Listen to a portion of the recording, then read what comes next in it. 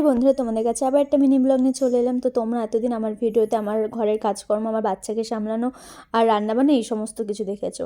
তার পাশাপাশি আমার কিন্তু সাজতে খুব ভালোবাসে, তাই সামনেই সরস্বতী পূজা আসছে, তাই ভাবলাম তোমাদের কাছে একটা সিম্পল সরস্বতী পুজোর লুক শেয়ার করা যাক। আমি মেকআপ করতে ভালোবাসি, কিন্তু আমি খুব হাই মেকআপ করি না। আমি যেটুকুনি নিজে সিম্পলভাবে সাজি সেটাই তোমাদেরকে শেয়ার করলাম।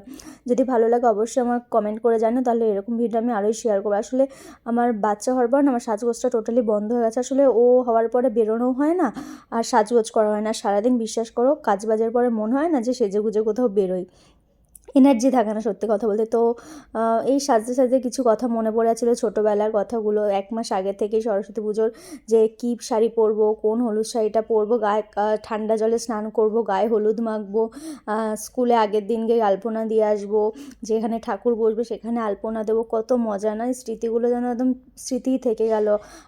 খুব মিস করি দিনগুলো, কেমন লাগলো জানিও।